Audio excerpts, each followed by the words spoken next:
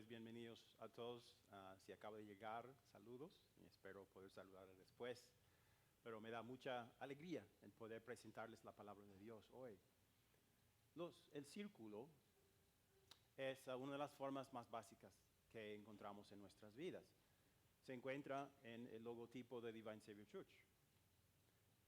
Los anillos de boda son círculos que representan la unión de la pareja.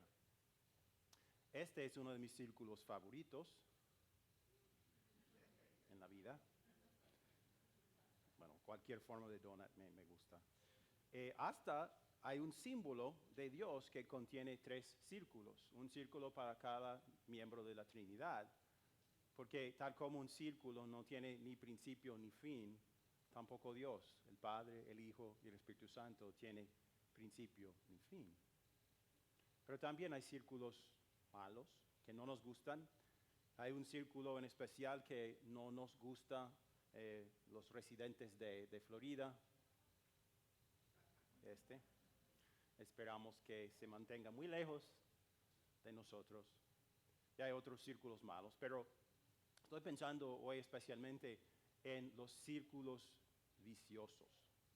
Un círculo vicioso es un patrón de conducta mala que tiene efectos nocivos en la vida de la persona que queda atrapada en ese círculo. Y muchas personas quedan atrapadas en círculos viciosos. Israel, la nación que Dios escogió para ser su pueblo, cuando entró en la tierra prometida de Canaán, después de muchos años de esperar, 40 años de vagar en el desierto, entraron en la tierra, pero no confiaron completamente en el Señor, ni en su promesa de que Él les ayudaría a conquistar esa tierra para que fuera suya, para su vivienda.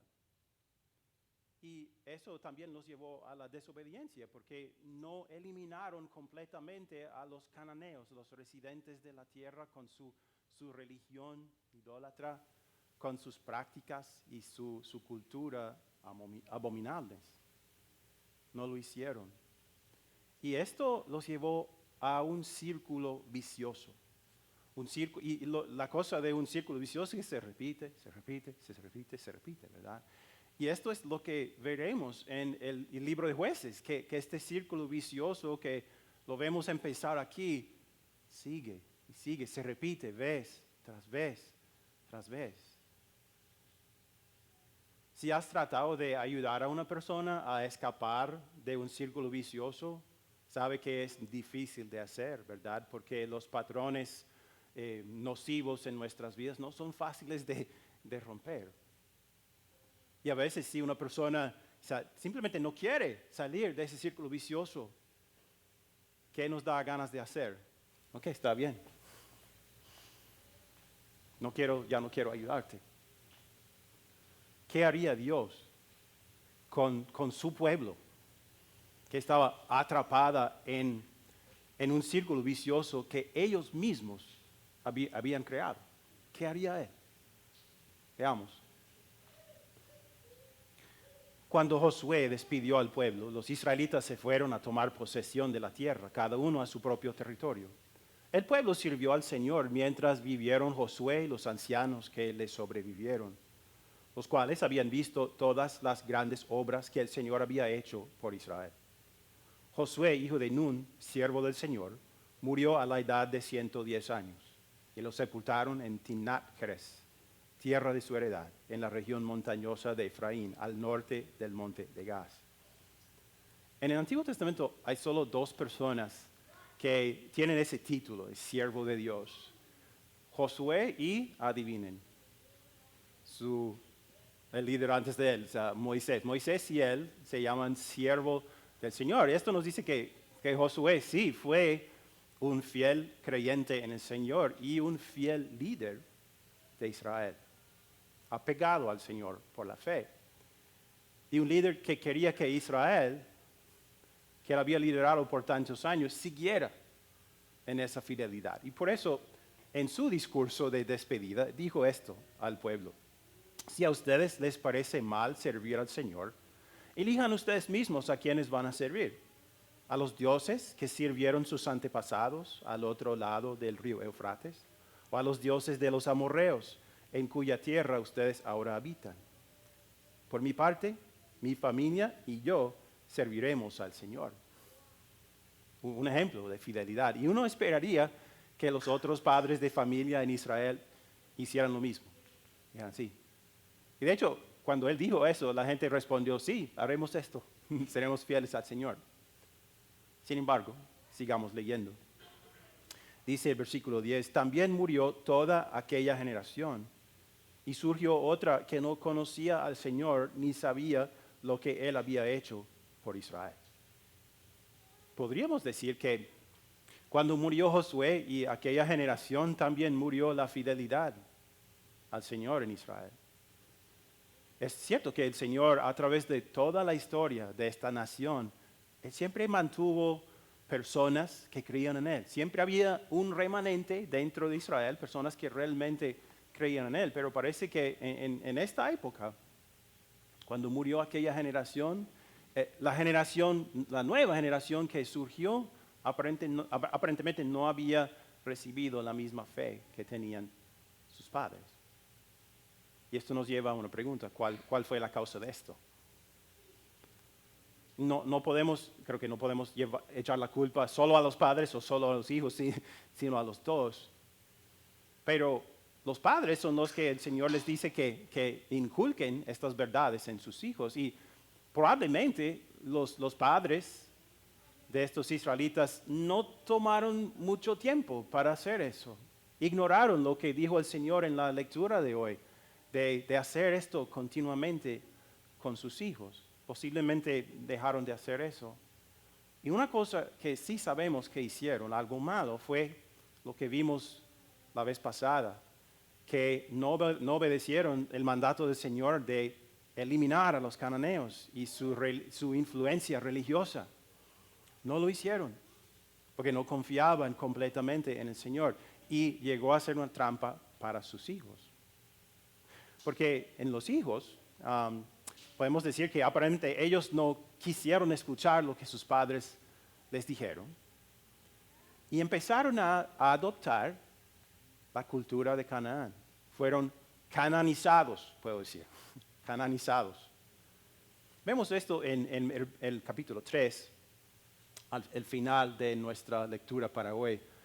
Dice, los israelitas vivían entre cananeos, hititas, amorreos, fereceos, heveos y jebuseos.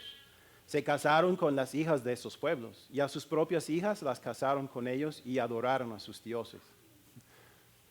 Si estás casado, sabes que cuando te casas con una persona, ¿con qué otro grupo te casas? Con la familia de esa persona. Estás unido a esa familia.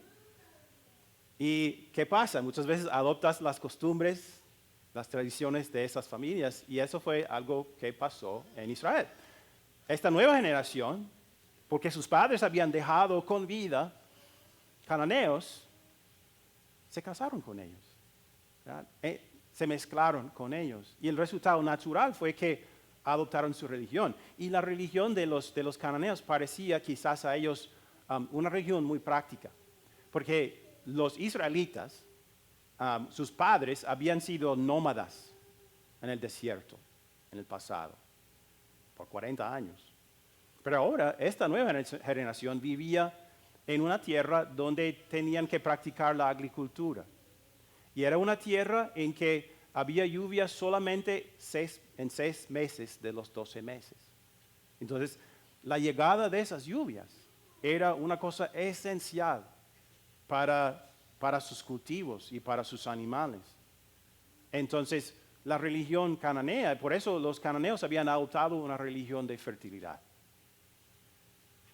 Y los israelitas aprendieron esa religión. Bueno, eso es algo práctico que podemos hacer. Entonces, el agricultor iba al templo de Baal y pasaba un tiempo con una prostituta de ese templo. ¿Para qué? Para que Baal y su esposa Astarte hicieran lo mismo en el cielo y así llegaran lluvias y fertilidad a sus animales y a sus campos. aparentemente no escucharon esta promesa del Señor de sus padres o quizás no lo creyeron, porque aún antes de llegar a la tierra de Canaán, el Señor prometió esto a Israel. ¿En qué libro es? Deuteronomio. ¿Qué significa Deuteronomio? Segunda ley, discurso final de Moisés, repetición de la ley. Él dijo, si ustedes obedecen fielmente los mandamientos que hoy les doy, y se aman al Señor su Dios y le sirven con todo el corazón y con todo el alma, entonces Él enviará la lluvia oportuna sobre su tierra en otoño y en primavera, para que obtengan el trigo, el vino y el aceite. El Señor les dijo, yo soy muy capaz de hacer esto. Quiero decirles, los dioses de los cananeos no son nada. Yo haré esto por ustedes. Yo los saqué de Egipto, yo les regalé esta tierra y yo aseguraré su futuro en esta tierra. Ok, sabemos cuál fue la causa de esto. ¿Cuál fue el resultado de esto? El resultado fue un círculo vicioso, un círculo que vamos a ver repetirse muchas veces en el periodo de los jueces, casi 400 años. El primer paso en este círculo era la apostasía. ¿Quién ha oído esa palabra? No es una palabra muy común, pero es una buena palabra para describir lo que hicieron ellos. Apostasía es básicamente abandonar la fe en el Señor. ¿Okay? Primer paso. Y leemos esto. Esos israelitas hicieron lo que ofende al Señor y adoraron a los ídolos de Baal. Baal era el dios de la tormenta que traía lluvia. Abandonaron al Señor, Dios de sus padres, que los había sacado de Egipto, y siguieron a otros dioses, dioses de los pueblos que los rodeaban, y los adoraron, provocando así la ira del Señor. Abandonaron al Señor y adoraron a Baal y a las imágenes de Astarte, su esposa. Ok, una tarea para todos nosotros. Vamos a contar durante las próximas 8 semanas, eso significa que tienes que asistir por 8 semanas, por lo menos. Okay. Contar cuántas veces se dice esta frase, los israelitas hicieron lo que ofende al Señor. ¿Aceptan la tarea? Okay, vamos a ver. Okay.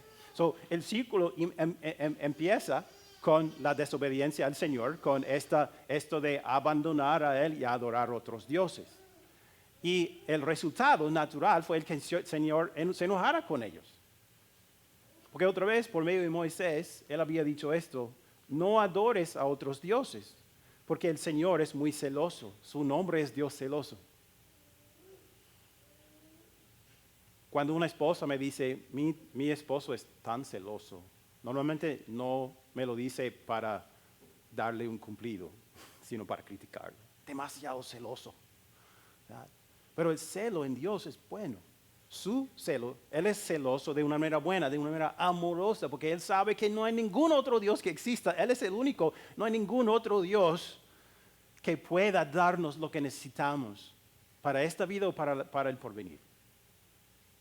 Por eso Él es celoso. Y esto se ve en la próxima parte. El próximo paso es opresión. Leemos así.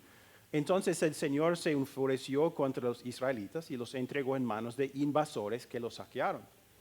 Los vendió a sus enemigos que tenían a su alrededor, a los que ya no pudieron hacerles frente. Cada vez que los israelitas salían a combatir, la mano del Señor estaba en contra de ellos para su mal, tal como el Señor se lo había dicho y jurado. Así llegaron a verse muy angustiados. Entonces, ¿cuál es la respuesta del Señor? Él retira su mano protectora para que otras naciones puedan entrar, a invadir, saquear al pueblo de Israel. Esto parece bastante antipático. Me imagino que se sentían tal como yo me sentía a veces cuando mis padres me mandaban a mi cuarto porque yo había hecho algo malo. ¿Por qué lo hace? Lo hace por amor.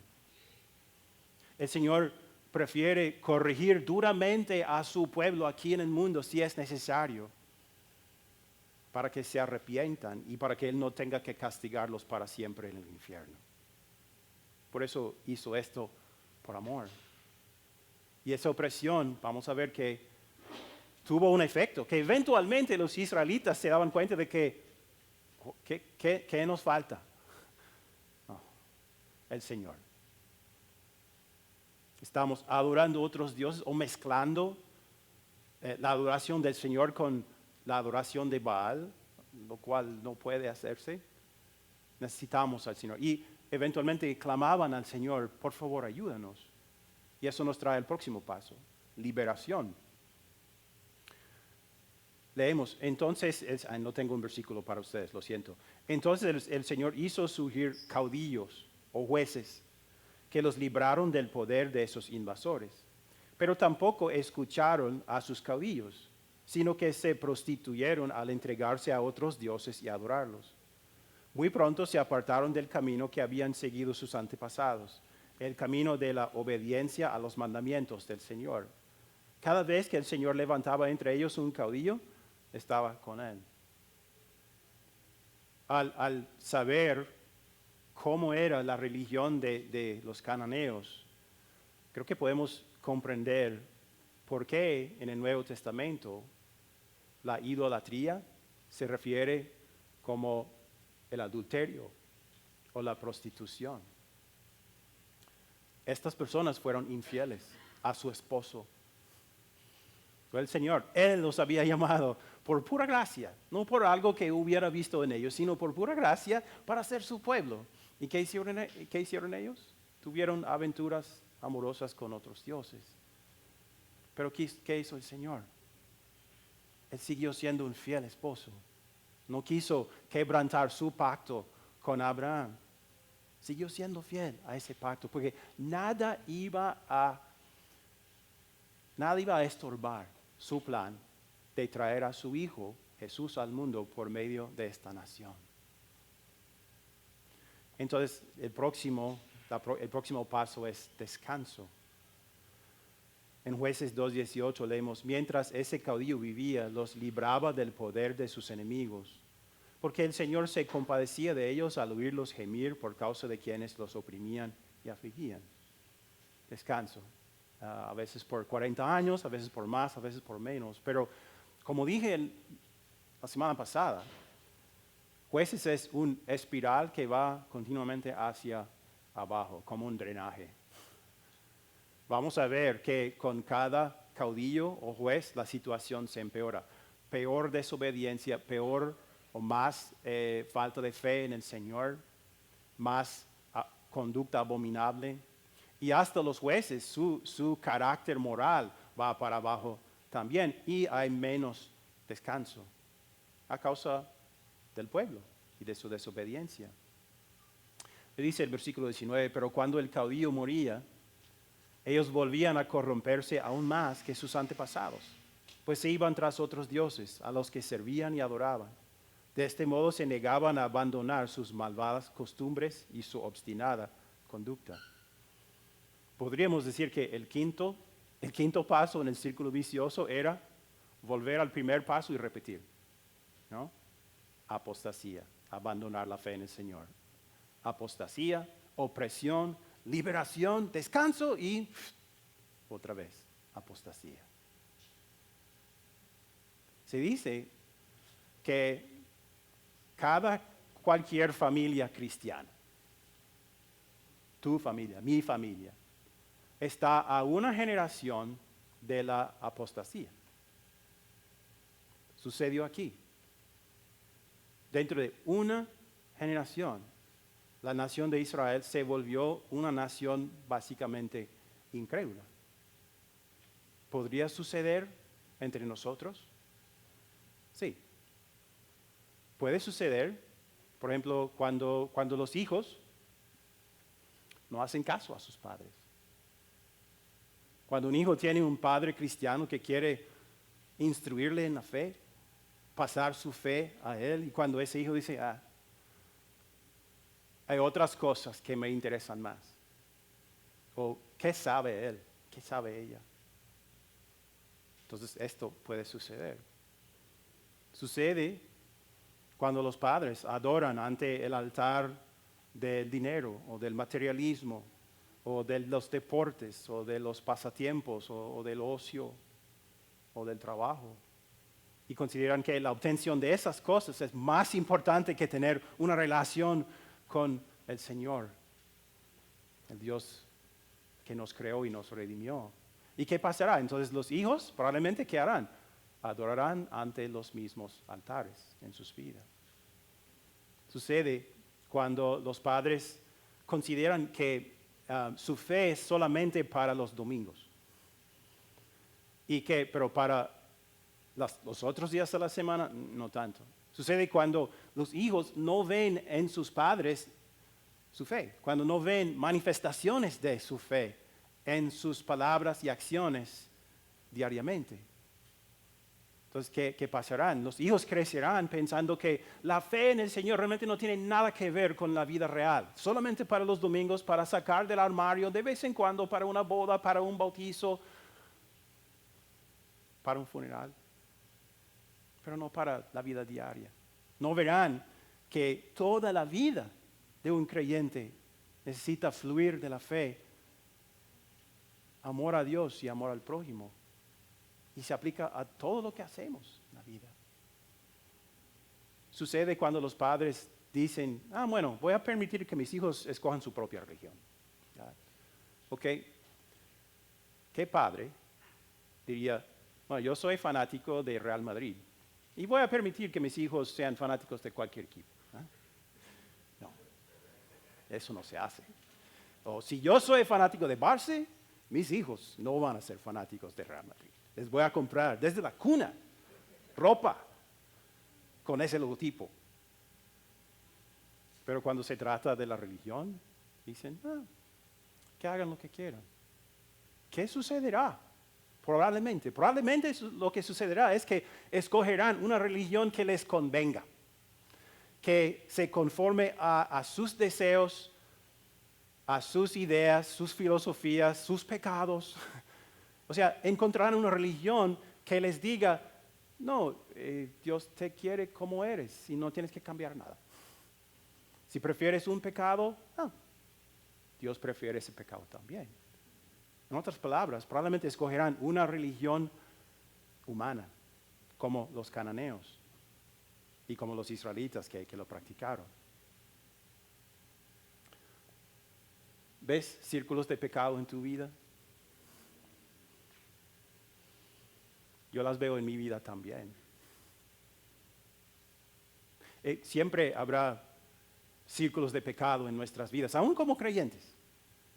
Veremos la influencia del pecado en nuestra vida, pero lo esencial es evitar que se vuelvan círculos viciosos que destruyan nuestra fe. ¿Qué necesitamos? Necesitamos un caudillo que nos libere de ese círculo vicioso del pecado. Y tenemos un caudillo, el caudillo de caudillos. Jesús es más poderoso que cualquiera, más poderoso que Sansón. Vamos a escuchar su historia. Él es uno de los 3 círculos que les mostré antes, sin principio ni fin. Y su poder no tiene límites, pero ¿qué hizo? No nos liberó usando su poder, sino dejando al lado su poder. No exaltándose y mostrando su poder, sino humillándose, dejando que los hombres lo arrestaran, lo enjuiciaran, lo condenaran, lo azotaran, lo crucificaran y lo mataran. ¿Para qué? Para que hubiera liberación y descanso para Israel y para todos los demás. Y nosotros somos todos los demás. Entonces, si tú te sientes culpable, como padre o como madre, como hijo, por algo que has hecho en el pasado, por algo que has dejado de hacer, que deberías haber hecho, entonces, aférrate a Jesús, refúgiate en Él, en sus heridas, que para ti hay perdón total, ahora y para siempre en sus heridas, y hay paz total en Él. Él es tu caudillo, el caudillo que necesitas. Y una vez que tengamos esa paz, una vez que tengamos creamos que Dios nos ama, nos perdona y nos acepta, entonces podemos conectarnos a su poder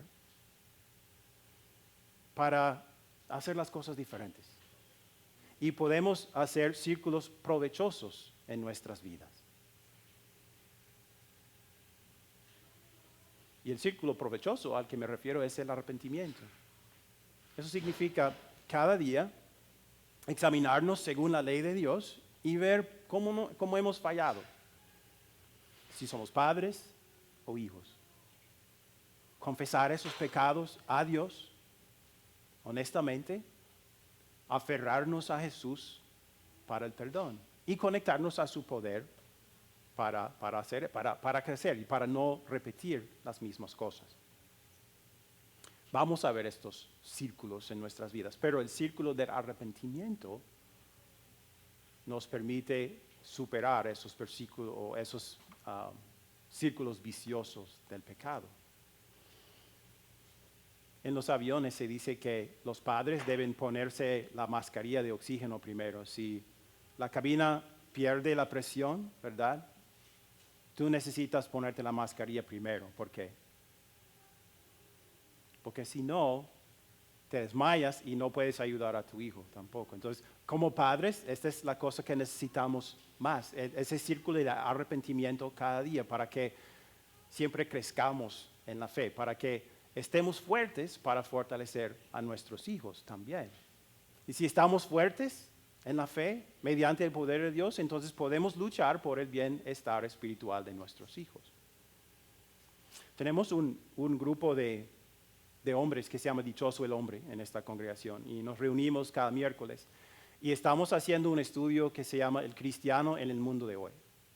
El primer capítulo se trata del ambiente familiar y aprendimos una verdad la vez pasada, de que los padres cristianos son las personas más indicadas para enseñar a sus hijos la verdad de la palabra de Dios, aún más indicadas que el pastor o los maestros de la iglesia. ¿Por qué?